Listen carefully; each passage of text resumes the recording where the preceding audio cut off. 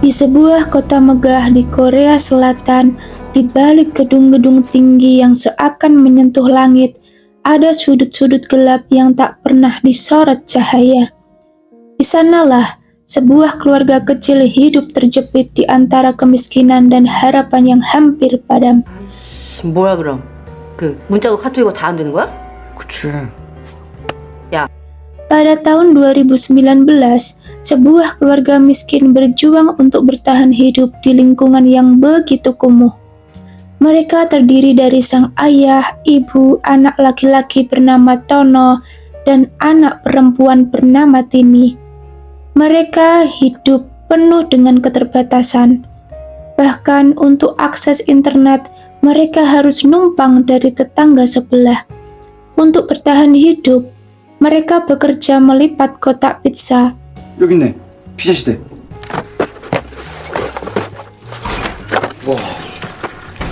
Namun, pekerjaan itu bukanlah sesuatu yang mereka kuasai sepenuhnya.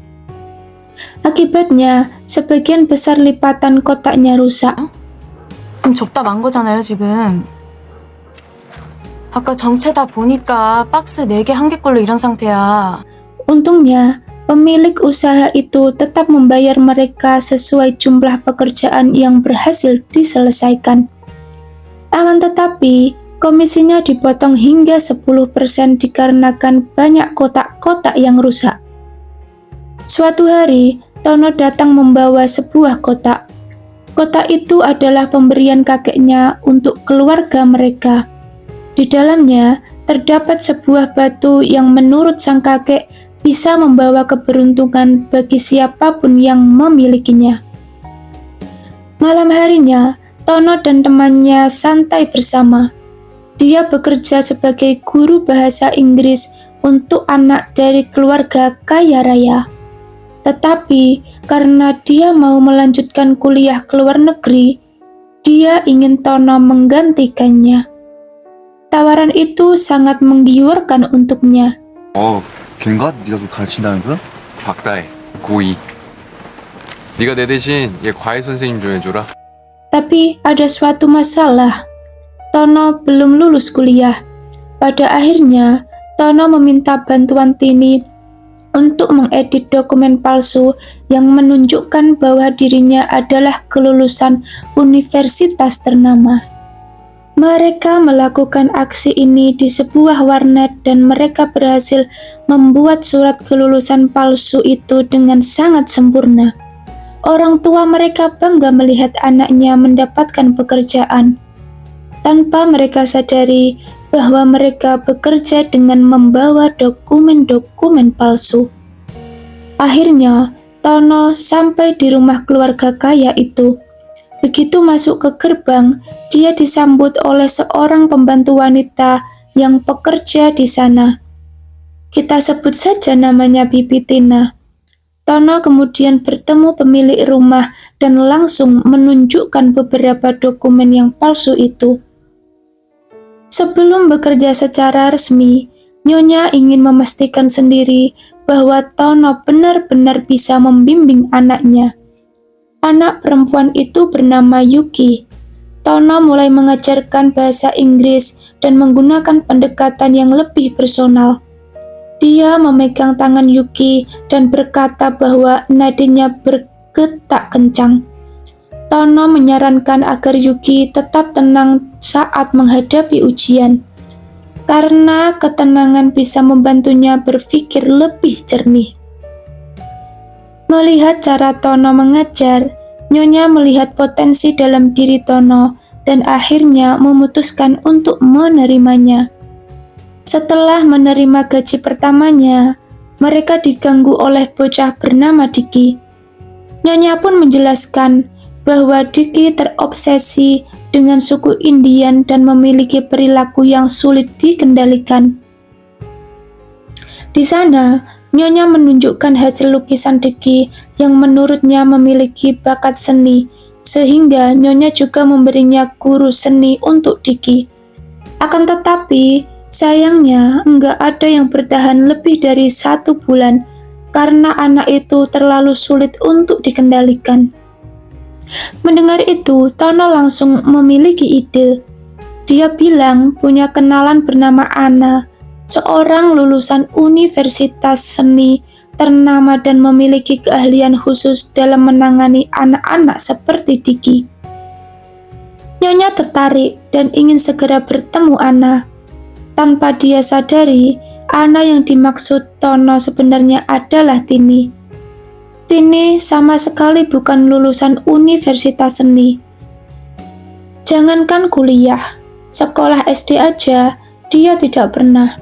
Dia hanyalah anak malas yang menghabiskan waktunya di warnet dan selalu juara 1 dalam lomba napusi.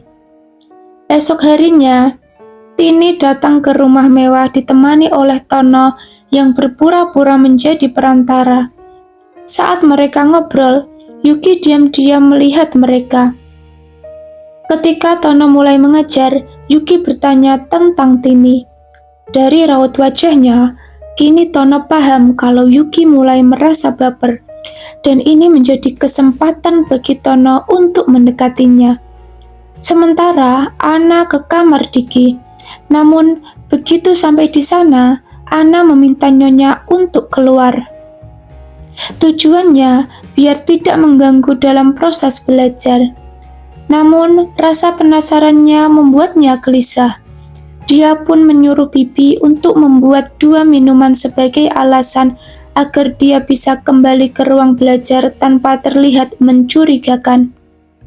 Ketika Nyonya masuk di sana, dia melihat Diki yang biasanya sulit diatur, tapi kali ini dia sangat patuh pada Anna. Tanpa ragu, Anna menyuruh Nyonya untuk duduk. Anna mulai tanya apa yang sebenarnya terjadi pada Diki. Nyonya pun terkejut dengan pertanyaan itu, seolah menyembunyikan sesuatu. Anna menunjukkan makna tersembunyi dalam lukisan-lukisan yang dibuat oleh Diki. Seolah-olah dia memiliki wawasan mendalam tentang kondisi psikologis anak itu. Nyonya semakin kagum dengan pengetahuan Anna.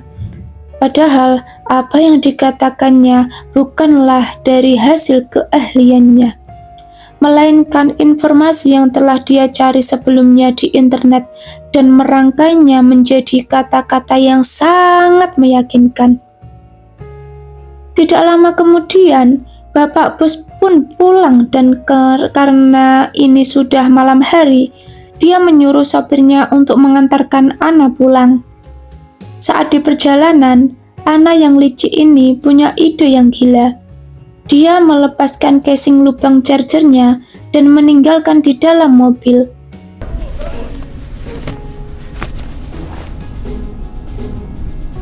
Esok harinya, Bapak Bos menemukan casing lubang charger itu dan memberitahu pada istrinya.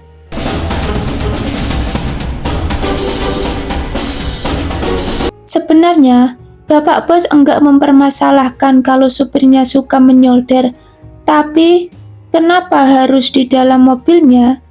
Hal ini membuatnya jijik dan mencari cara untuk memecatnya tanpa menyinggung soal casing charger itu. Percakapan itu didengar oleh Anna, dan sebelum pulang, dia menawarkan seorang supir yang memiliki pengalaman puluhan tahun.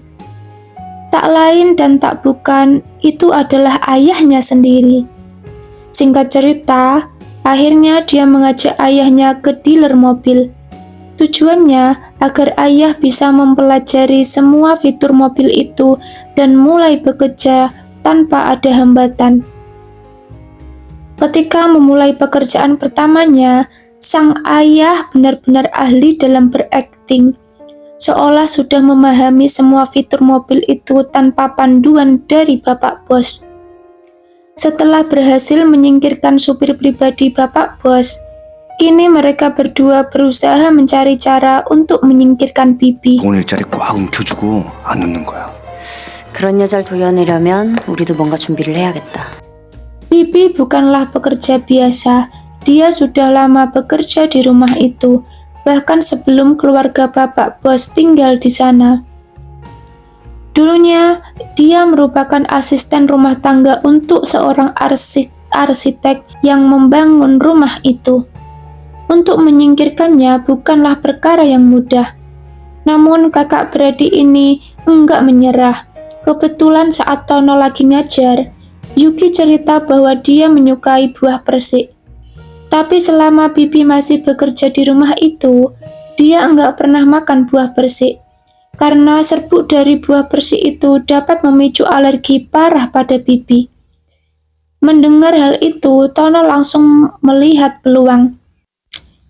Dia segera mengumpulkan serbuk persik dan secara diam-diam menaburkannya tepat di kepala Bibi. 알레르기가 있다는 거야. 그 왜 편식에 아주 쌩 난리가 난다네. Hasilnya langsung terlihat, alergi Bibi langsung kambuh. Dia mulai batuk parah dan kesulitan bernafas, membuatnya harus pergi ke rumah sakit untuk membeli obat. Di rumah sakit, sang ayah mengambil kesempatan. Dia pura-pura lagi selfie, tapi sebenarnya dia memastikan bahwa wajah Bibi tertangkap dalam foto itu. Saat mengantar Nyonya belanja, ayah cerita waktu pergi ke dokter, dia enggak sengaja mendengar sesuatu. Sambil menunjukkan foto selfie-nya, dia pun bilang kalau Bibi bukan cuma alergi, tapi mengidap penyakit menular yaitu TBC.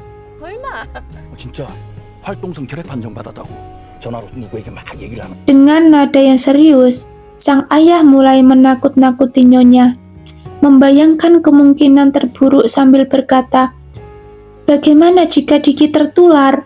Mendengar itu, Nyonya pun langsung panik. Untuk melancarkan aksinya, begitu ayah dan Nyonya tiba di rumah, anak kembali menaburkan serbuk buah persik ke arah Bibi. Kemudian ayah minta maaf kalau dia tidak bermaksud apa-apa. Dia hanya ingin bercerita jujur demi keselamatan keluarga bosnya. Mendengar itu, Nyonya sangat memahami situasinya dan akan mencari alasan untuk memecat Bibi tanpa menyinggung soal penyakitnya. Malam harinya, ayah mendengar sesuatu yang menarik. Bapak bos cerita kalau dia menyesal ketika istrinya memicat Bibi. Bukan karena merasa bersalah, tapi karena enggak ada lagi sup iga yang seenak buatan Bibi di kota ini. Mendengar keluhan itu, ayah pun langsung melihat peluang untuk melancarkan aksi berikutnya. Ayah bilang kalau ada seorang asisten rumah tangga yang masakannya tak kalah lezat dari Bibi. Dia pun memberikan kartu nama itu dari perusahaan penyedia ART profesional. Tanpa bapak bos sadari bahwa itu hanyalah perusahaan palsu yang dibuat oleh Tono di warnet. Keesokan harinya, Nyonya yang percaya dengan rekomendasi ayah akhirnya menghubungi nomor yang ada di kartu nama. Panggilan itu diterima oleh Tono yang kini berperan sebagai agen profesional. Akhirnya, ibunya diterima bekerja sebagai asisten rumah tangga. Dan kini rencana mereka berjalan dengan sangat sempurna. 수고하다. 케빈 쌤도 많이 드세요. 예. Semua anggota berhasil mendapatkan posisi di rumah orang kaya itu, menghasilkan banyak uang dan jauh lebih nyaman dibandingkan kehidupan mereka sebelumnya. Namun suatu hari Diki mulai curiga. Dia mencium aroma parfum dari sopir, baunya yang sama persis seperti bau parfum ART yang baru.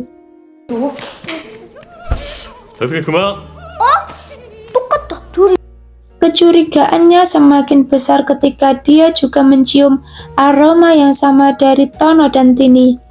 Dia mulai bertanya kenapa mereka semua memiliki bau yang sama. Menyadari hal itu, mereka segera mengambil tindakan. Ayah berhenti menggunakan parfum milik istrinya, sementara Tono dan Tini memutuskan untuk membeli parfum yang berbeda. Suatu hari, Nyonya dan suami memutuskan untuk pergi berkemah selama beberapa hari. Sehingga Nyonya menitipkan rumah kepada ibu, mempercayakannya untuk menjaga segala sesuatu tetap rapi dan aman. Kesempatan ini menjadi momen yang sempurna bagi keluarga miskin itu. Dengan rumah mewah yang kini kosong, mereka mulai menikmati semua fasilitasnya. Saat mereka santai minum dan mengotori ruang tamu, tiba-tiba bel pintu berbunyi. Ternyata itu adalah Bibi memohon agar diizinkan masuk karena ada sesuatu yang tertinggal di dalam rumah.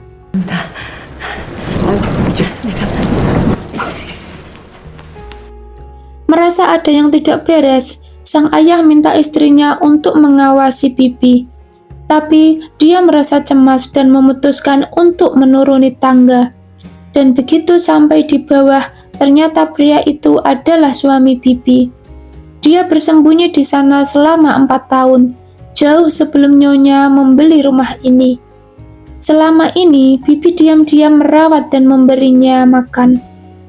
Dia bersembunyi karena dikejar-kejar hutang, dan disinilah kekacauan akan dimulai. Melihat mereka semua ada di sana dan tahu kalau itu satu keluarga, Bibi langsung merekamnya dan mengancam akan mengirimkan video itu kepada Nyonya.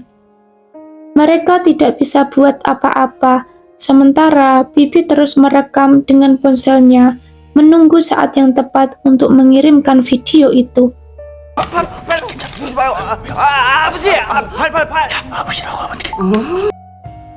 Namun, mereka nggak tinggal diam. Ketika Bibi dan suaminya lengah, mereka langsung menyerangnya.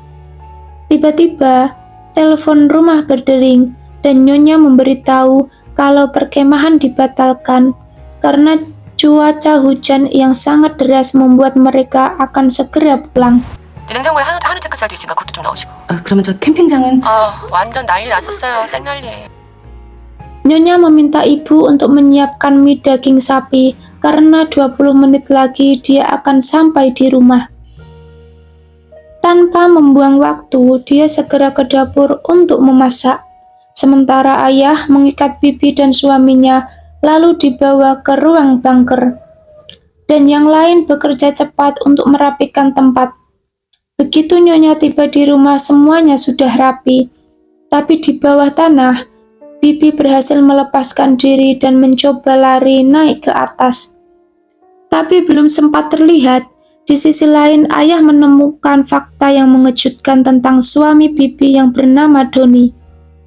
Setiap malam, dia selalu menyalakan lampu tangga secara manual, yang dikira sebagai lampu otomatis mengikuti langkah Bapak Bos. Selain itu, dia juga mengirim pesan dalam kode Morse melalui lampu-lampu itu sebagai ungkapan terima kasih karena Bapak Bos yang tanpa sadar telah memberinya tempat berlindung.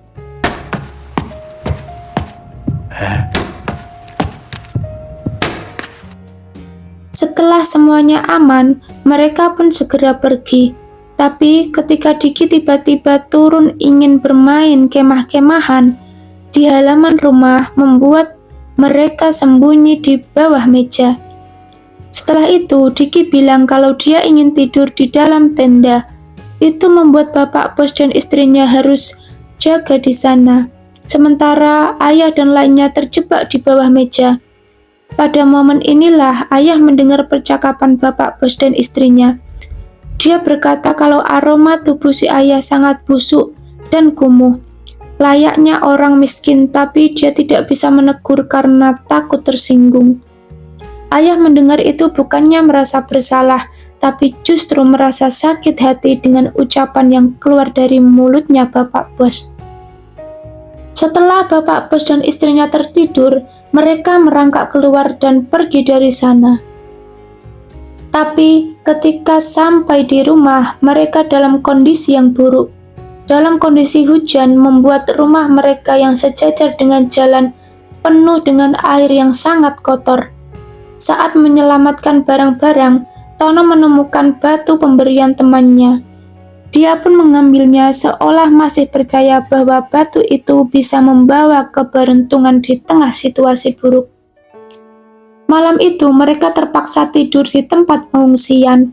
Di sana, Tono membahas rencana mereka berikutnya. terutama bagaimana menyingkirkan bibi yang bisa saja mengungkap semua kebohongan mereka. Akan tetapi, ayah bilang kalau dia sudah lelah. Apapun yang terjadi selanjutnya, dia akan mengurusnya.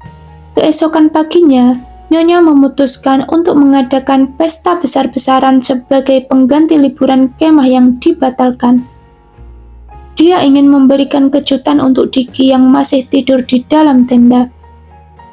Bahkan, Tono dan Tini pun diundang untuk menghadiri acara tersebut. Sementara sang ayah mengantar Nyonya belanja untuk persiapan pesta, di dalam mobil suasana terasa canggung. Ketika Nyonya menutup hidungnya membuat sang ayah semakin sakit hati. Walaupun itu adalah fakta bahwa aroma tubuhnya memang sangat menyengat. Di rumah ketika para tamu mulai berdatangan, Bapak Bos yang ingin memberikan kejutan untuk Diki, Bapak Bos meminta ayah untuk ikut berakting dalam permainan bertema suku Indian. Tapi ayah yang masih menyimpan sakit hati menolak permintaan tersebut.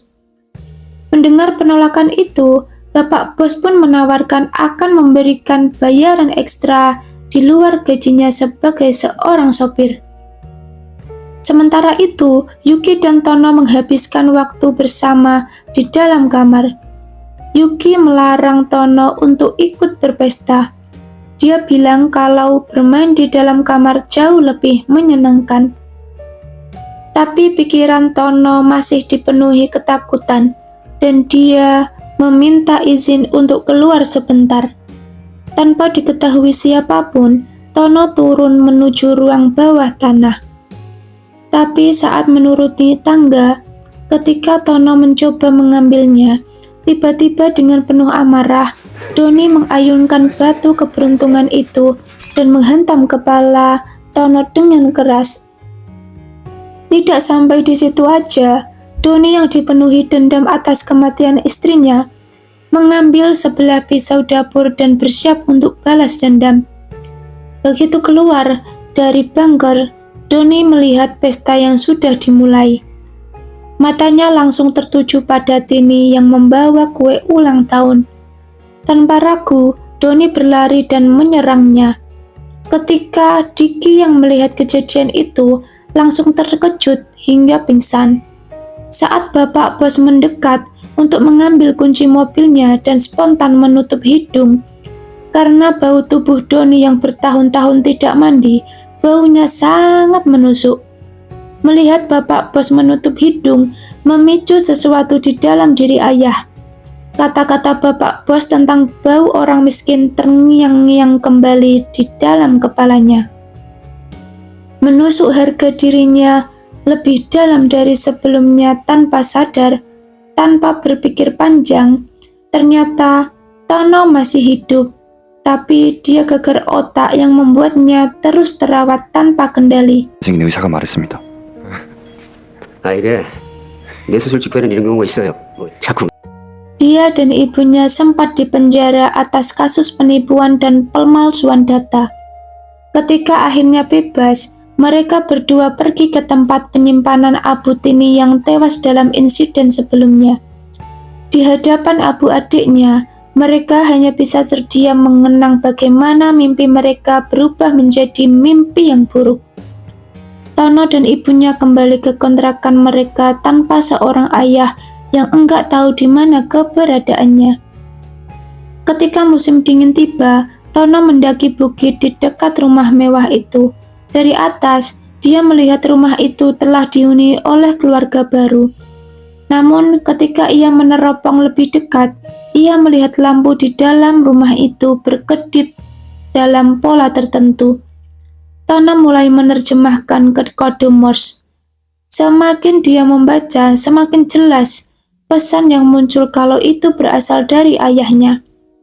Ternyata setelah insiden sebelumnya, ayahnya tidak melarikan diri keluar rumah. Dia masuk ke dalam bunker melalui pintu garasi yang terbuka, ditambah CCTV yang rusak. Tidak ada seorang pun yang menyadari keberadaannya. Setiap malam, saat penghuni rumah tertidur, Ayah keluar dari bunker itu untuk mengambil sebagian makanan yang ada di kulkas. Sementara Tono yang mengetahui ayahnya masih hidup, dia pun nekat mengumpulkan uang sebanyak mungkin. Dia berharap suatu hari nanti bisa membeli rumah itu untuk menyelamatkan ayahnya. Singkat cerita, Tono akhirnya sukses dan mampu membeli rumah itu.